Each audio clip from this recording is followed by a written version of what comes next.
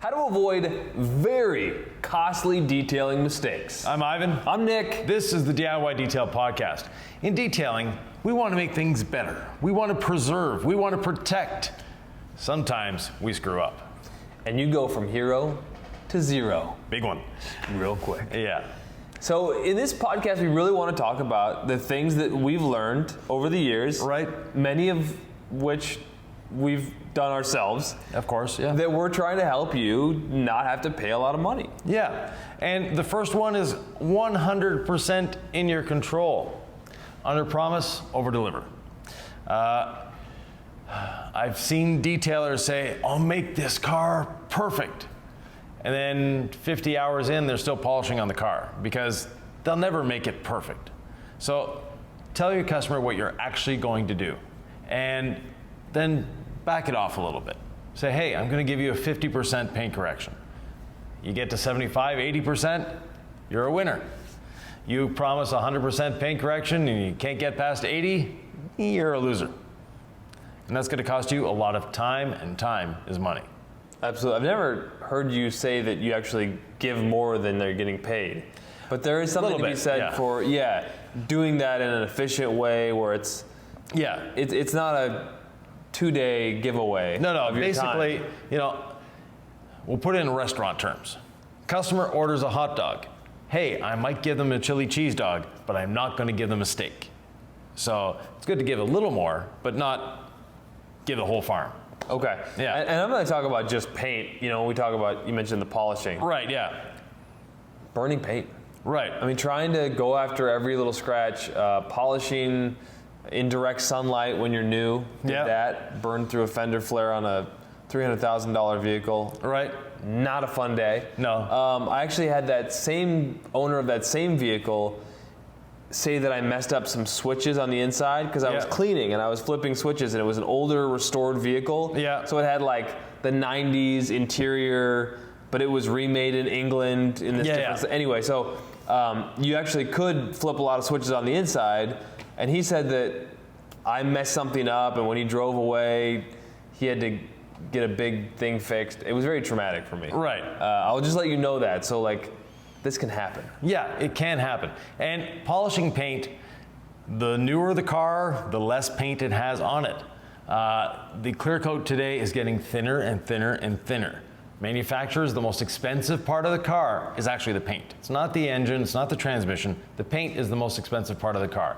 And as detailers, when we're trying to make it perfect, we end up actually damaging it because we're removing some of that very important and finite clear coat. So like Nick said, going after a scratch, you might be doing a lot more damage than you think. One thing that never happened to me, but that I know once I got a business partner, a technician in my shop, is steam.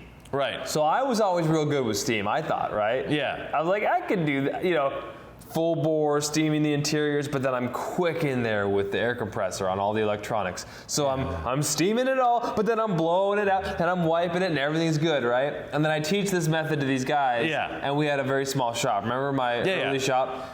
And it was the middle of winter, and we had cars to get in and out. So they'd steam the interior. I was at my other job at the time, so I wasn't even quality controlling any of this. I wasn't there.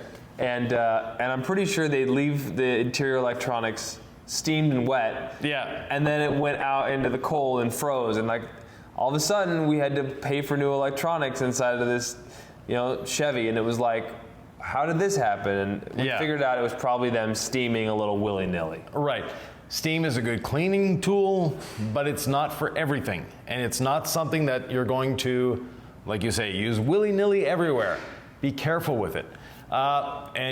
Steam, moisture, the more moisture you bring into an interior, the more moisture you need to bring out of the interior. I used to do dealership cars in my shops as well as retail cars. And we would fix errors from other detailers because the dealership would send it somewhere else, or they bought it at auction and it was already detailed. The detailers would get the interior so wet, and this is in the winter, and then put it outside. The seat foam would actually freeze solid, and it wouldn't dry till spring. But by that time, it had frozen, and when it had frozen and thawed, It smelled musty and moldy inside the car, like just disgustingly dirty. And sometimes the foam itself was destroyed because frozen foam that has all that liquid in it, someone sits on it, it shatters basically because it's frozen. And now you have this divot in the seat where someone sat down because the foam is it was basically powdered. So be very careful with how much moisture you bring into an interior, because that moisture that you bring in, you have to take out. So extraction is not always the answer. And some people, the first thing they do, let's get the sledgehammer out. So let's throw APC on the interior and let's get an extractor in there. I don't know who would do something like that. Yeah, no. Sounds like a strange human who Yeah. would think that way. If you're gonna do that though, you need air movers. And the problem is, like on a hot day in the shop, Yeah. if you get air movers going in that vehicle, like the carpets are probably gonna dry. The seats Right. are probably gonna dry. But you could have 4 air movers at $100 or $150 a pop. Right. Right? These little like fans. Yeah, I know what they are. You know what they are, but I'm just trying to like. There's one directional ones. There's the one that spin in all directions. Like you can point one toward an area if it's really wet. Like you got the pedal area wet. We'll get to that in a second. Yeah. But what I'm saying here is like you could also have those exact same expensive fans, and they don't go very quickly in the wintertime. No, they don't. So you could run all 4 at once and still have wet seats and carpets. Yeah. After a couple hours, and it's like what? So. Don't mess around with moisture unless you really know what you're doing. Right. And he mentioned pedals. This is specific to one brand. It happens with other brands, but one brand is very bad, and that's BMW. Their not throttle position sensor, but their pedal position sensor is right at the base of the pedal. And owners of BMWs have had problems in the winter. They get in with slushy feet. They forget to knock their feet before getting in. They have a big thing of snow on their feet. It goes onto the pedal, drips down, melts, and fries that little module. Detailers have done the same thing by going out there with an extractor, a steamer, and frying that little module. So on modern BMWs, the driver's pedal, the accelerator is very, very sensitive to moisture. I do love steam on an interior, but I could see Ivan watching me with a steamer on an interior being like, no, don't do that. There's other ways to accomplish this goal with a less aggressive method. Well, and it's true. yeah, and it's true. I would say at least 50% of the time, what I do with steam on an interior is not necessary to have steam with. Right. But there are those times. Right. No, well, steam is a good tool. Yeah. But steam needs to be used judiciously. Yes. Some people, they're just throwing it everywhere, and they actually don't use it the way it should be used. So steam, when you look at it, the way it works, you have extremely hot water. Until it reaches that tip, it's just hot water. But because of the temperature differential, so it's 330 degrees in that hose. When it reaches the tip, the atmospheric temperature is 70 degrees. The water molecules explode. Same thing. They're coming out of there. When they hit that cool surface, they explode. As they explode, they're lifting up the dirt, and then you wipe it away. Some people just sit there and steam and steam and steam. It just gets dripping wet. Then they wipe it. That's a waste of your time, a waste of your steamer, the electricity and all of that. And basically steam should be one pass while it's still wet, wipe it off. That's all you need. What if we could get like oh sorry, I interrupted, go ahead. No, go ahead. No, you were gonna say something good though. Because I had this vision of like now. a steam, dang it, I'm sorry. I had this vision of like a steamer with like 2 heads. So one would steam and then you'd let go and then the other would like air compress. Yeah. So you could like blow it dry with this, so you wouldn't have to put down the steamer, grab your air compressor nozzle, because that's what I'll do, and then I'll spray it up. Right, but using an air compressor, actually you're not cleaning. Because all you're doing, that steam lifted the dirt off and then you're drying it. The dirt is still there. You need a microfiber towel. Steam, wipe, and then I air compress all the nooks and crannies where the... You wipe with a dry towel, you're done. I'm steaming electronics, Ivan. Yeah, no. I'm getting into all the little nooks and crannies, okay? Yeah. See, that's what, earlier I was envisioning Ivan watching me, just looking at my job saying, what are you doing? Yeah. I'm good at interiors, by the way, but I live life on the edge, and I take longer than he does. Yeah. Anyway. And, another thing with seats is they have a lot of electronics in them now. They do. Seats used to be a metal frame, foam, and some fabric or leather. Now you have occupancy sensors, you have seat heaters, you have fans, you have blowers, you have airbags, all sorts of things in seats. So extraction should be the last ditch effort to do that. And as detailers, one big mistake we make, and again, it's going to cost us a lot in time and effort, is not remembering one little phrase. It is not your fault. It's not your fault that the car got that dirty. It's not your fault that the customer neglected their vehicle to that point. Your job is to clean it, not restore it. If they want a restoration, there's other shops for that that can replace the upholstery, that can replace the carpet. Your goal is to clean the interior. Now, stains are stains.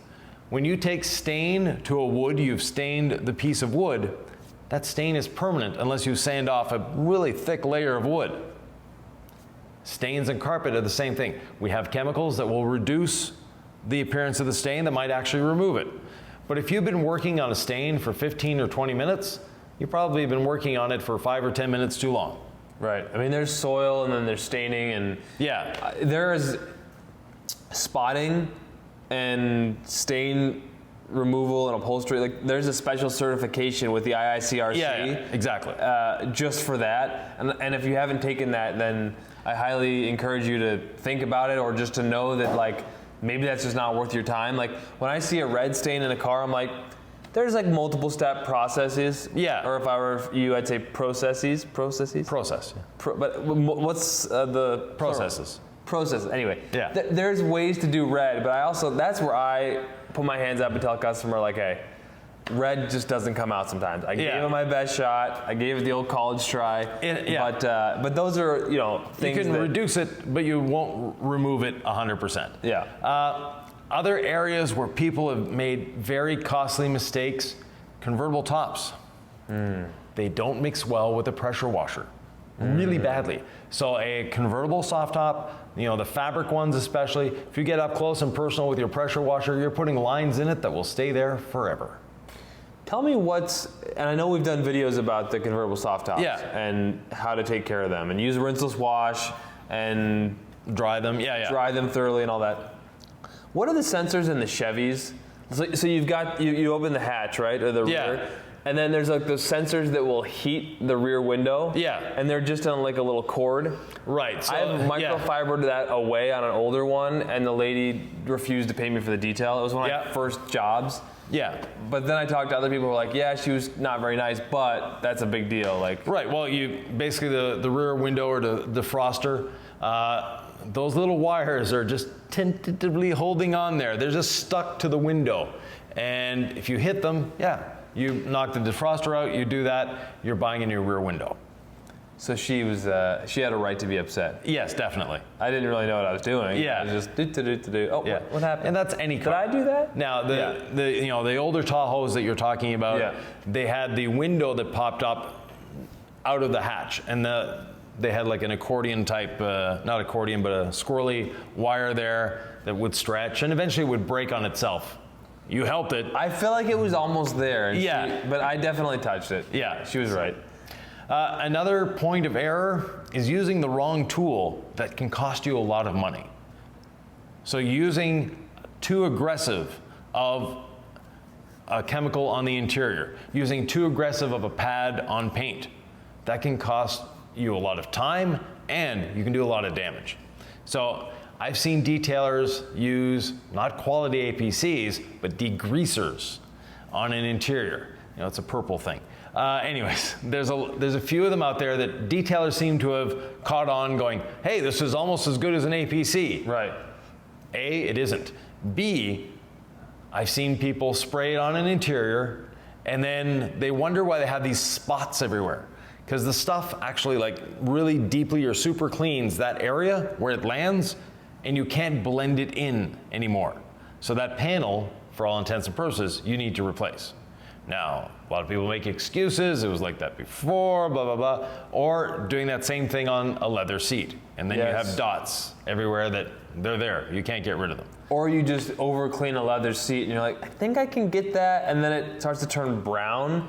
and you realize the coating of the leather, like Yeah. a light leather seat, it's an older one. You look at your microfiber towel and it's the same color as the seat. Yeah. It's never a good thing. Or your magic eraser, which you would say never to use on interiors, and I pretty much agree with you there. Yeah. You can remove the coating of the seat, and Yeah. it's that dark brown. You're gone. It's done. Yeah, and on the outside of the vehicle, try your not your smallest, but your finest pad and your finest polish first and see what you get. Now, there are times when we look at the paint and go, yeah, this one's gonna need a lot of help. But there are times when you'd be surprised what the lower aggression pad and polish will do.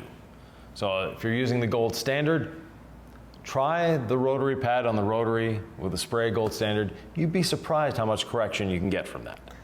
Hey, you know what I actually did mess up recently with our products, and I'm willing to admit it? Yeah. I had all clean at 3-to-1, and because 3-to-1. Yeah, because I like to play around with stuff. Okay? Yeah, but And I sprayed it on a wheel and let it dwell in direct sunlight. The rim does not look the same, and we'll just put it that way. So Yeah. trust me, guys, 15-to-1 is what you want all clean at. And Yeah. you don't want to let it sit and dwell in direct sunlight if you can avoid that as well. yeah. Another costly mistake, a lot of detailers. Was that okay that I made that? Oh, yeah. I was honest about it. Yeah, right? no, Like, yeah, but yeah, no. Just so you know, I'm a human, okay? Yeah. I break the rules just like everyone else out there. So don't do that. Do Yeah. what he says. So All right. another costly mistake a lot of detailers make is using too much product. We give you a dilution ratio on the bottle for a reason. That's what we've tested, like his 3-to-1 versus 15-to-1. Well, I was kind of like, I just want to see how far I can take this bad boy, you know? Yeah. And it wasn't like there was something really wrong with that wheel. It was like, oh, I'm going to foam the wheels. And then I'll do incredible suds on the paint, which I diluted, I Yeah. think, at its normal dilution there. But anyway, yeah, I know what you mean. And dilute them at the proper. Right. An example, very simple example, rinse and wash. We say 256-to-1. Some people do a glug method and then they wonder why they get streaking and they have problems wiping it off and it doesn't dry well. It's because when you under dilute it, it doesn't work. It's designed at 256-to-1, half an ounce to a gallon. If you put in 1 ounce to a gallon, you're not gonna have a good day. I think I'm pretty good with rinse and wash. Yeah, you are, but there are times when I've seen you glug. So I just like to see what happens, you know? Yeah. We're all a chemist deep down. yeah, exactly. We're a little chemist in our laboratory, in our Yeah. garage. We're going to do what we want to do. Right. But use the dilutions we recommend, especially on the more powerful chemicals. Yeah. Like a streak is a pretty innocent mistake. Yeah. Or something you could fix, right, with rinse and wash. But a really heavy dilution of all clean, Yeah. you put that on an interior, or you do what I did with the wheel, and it's definitely something you want to be cognizant of. Definitely. Other mistakes that detailers make, excuse me, overworking. By that I mean, we're all designed to have a life balance. 8 hours of work, 8 hours of leisure, 8 hours of sleep. And the guys that are in the grind and doing 12 and 14 and 16-hour days and then repeating that over and over and over again, you're gonna burn yourself out, and that is gonna cost you a lot of money and a lot of time and a lot of heartache. So if you can't schedule yourself down to a 40-hour week, which is normal, find a way to do so. Raise your prices if you're not making enough money, become more efficient if you're not making enough money. But thousands of other detailers have done it, you can do it as well. Well, maybe we should just talk about an engine bay, because that could be a very costly mistake. Yeah. For myself, we did a lot of wholesale and we did a lot of retail. The dealerships want you to do the engine bays. That's part of it.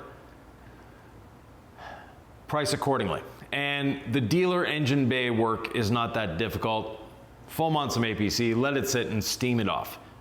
Try not to use a pressure washer in an engine bay. It could not end well. So it's less an issue about the all-purpose cleaner and more about introducing all that moisture? Well, the water and the moisture is not a problem. It's when you combine it with pressure. It can get into areas where normally it's sealed, but you hit that seal just the right way and it goes past the seal. So steam or garden hose is preferred to a pressure washer? Right. So in our shops we used a pressure steamer. It was like a pressure washer wand, but it was steam that came out. Okay. It was only at 250 PSI, so it wasn't very powerful. But it was great at melting the dirt and getting it away from there. For a retail customer, try to get away from doing engine bays. and don't try to sell engine bay details. You're just lining yourself up for failure. So engine bay details, keep them as minimal and as smooth as possible. We just did one today on a new Corvette, and everything went well, but we were very cautious on how we did it. We foamed on, all cleaned at 15:1. We brushed it very gently with the same brushes we use on interiors, so not a very harsh brush, and then used a garden hose to clean it off.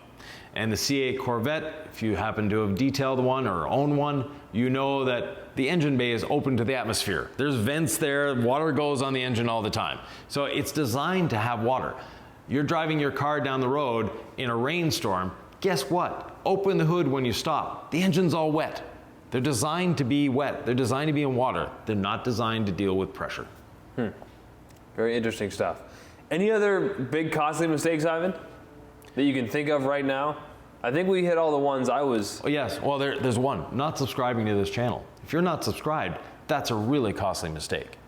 Speaking of a pressure washer on the engine bay, you can get really aggressive with a certain tip on a pressure washer and get too close to the paint, and that can be bad news bears. Well, definitely, like a 0-degree tip or a 10-degree, or your pressure washer's turned up too high. And if you see the smallest sign of clear coat failure, stay away from it, because that clear coat failure could be just weak enough that as soon as you hit it with the pressure washer, you have a big flake of clear coat flying in the air. Well, that's happened to me on like an older truck. Yeah, exactly. Toward the front bumper, and you start pressure washing, getting a little too close to the paint, and paint flakes start flying out. Like, we've made these mistakes, right? Like, it just, hopefully you don't make them again. Right, so stone chips, things like that, stay away from them with a pressure washer. Yeah, so if you're close to a stone chip, you can flake off more paint? Exactly. So what would you say? Just, it's more of a distance thing, or it's more of a tip thing? Tip, distance, pressure. Common sense. Yeah, common sense, exactly. And speaking of common sense, there's one other mistake that people can make, and that's not subscribing to this channel. If you're not subscribed, hit the notification bell, subscribe, give us a thumbs up, and more importantly, leave a question below.